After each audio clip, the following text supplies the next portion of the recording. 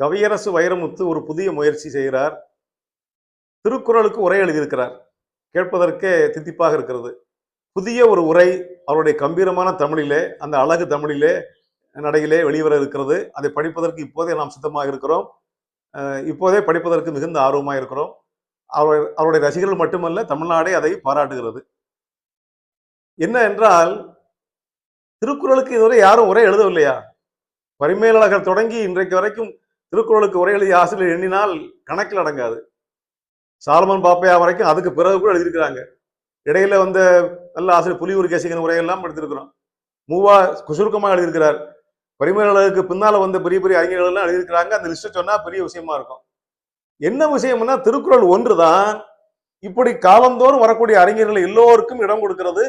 1.25 அடியில் நான் இருப்பேன், 7 சீர் தான் வைத்திருப்பேன், ஆனால் உன்னுடைய அறிவை வைத்துக் கொண்டு பார்த்தால் வேறு வேறு பொருள் தருவேன். நவிலும் தோறும் புதுமை, சொல்ல சொல்ல புதுமையாக இருக்கும்.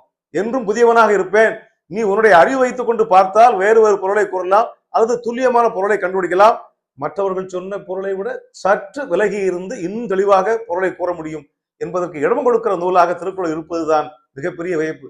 ஒரு நூலுக்கு ஒரு முறை பொருள் சொல்லிவிட்டால், ஒரு பாடலுக்கு ஒரு முறை பொருள் சொல்லிவிட்டால் நிரந்தரமாக இருக்க வேண்டியதானே?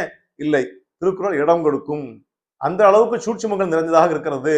அவரவர் அறிவை சிந்திக்கிற போது புதுமையான விளக்கங்களை தரலாம் என்பதனாலே கவிப்பேரரசு வைரமுத்தினுடைய முயற்சி வெற்றிகரமாக அமையும்.